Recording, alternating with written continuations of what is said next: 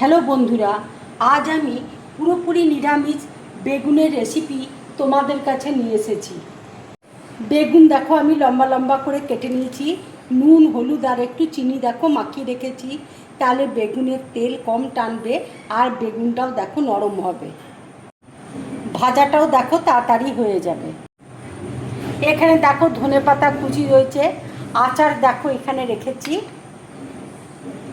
আচারি বেগুন তো সেই জন্য আচারটা দেখো লাগবেই। কাশ্মীরি লঙ্কার গুঁড়ো রয়েছে, ঝাল লাল লঙ্কার গুঁড়ো রয়েছে, এখানে নুন আছে, চিনি আছে, ভাজা জিরে গুঁড়ো রয়েছে, তেজপাতা আছে, পাঁচফোড়ন আছে, এলাচ দেখো থেতো করে রেখেছি। এই রান্নাটা দেখো আমি পুরোপুরি সর্ষের তেলে করছি। কড়াইয়ে দেখো তেল দিয়েছি, তেল দেখো গরম হয়ে গেছে। এবার আমি বেগুনগুলো এক এক করে তেলের মধ্যে দিয়ে দেবো।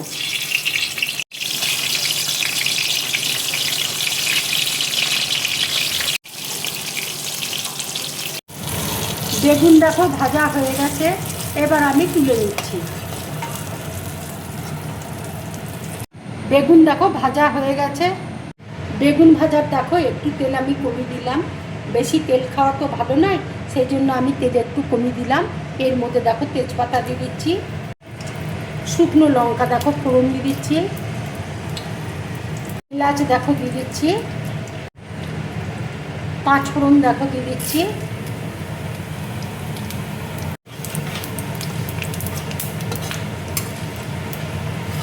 তোমরা যদি পেঁয়াজ খাও এর মধ্যে একটু পেঁয়াজ কুচি দেবে, তাহলে কিন্তু আরও ভালো লাগবে খেতে।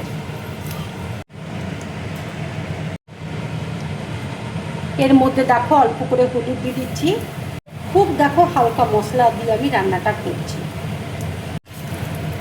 ঝাল লাল লঙ্কার গুঁড়ো দেখো দিয়ে দিচ্ছি, কাশ্মীরি লঙ্কার গুঁড়ো দেখো দিয়ে দিচ্ছি,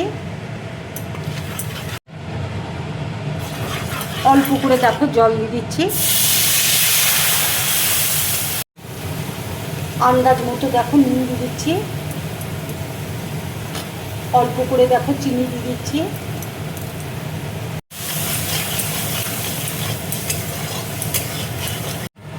ভাজা জিরে গুঁড়োটা দেখো দিয়ে দিচ্ছি,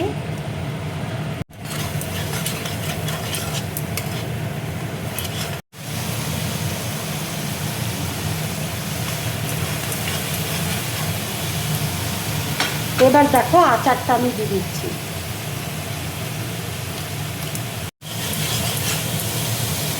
অল্প করে দেখো একটু জল দিচ্ছি।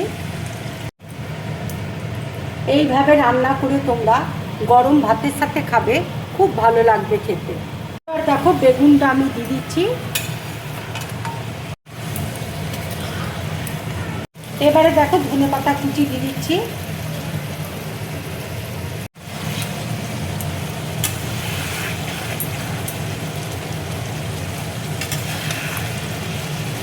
রান্নাটা দেখো আমার হয়ে গেছে,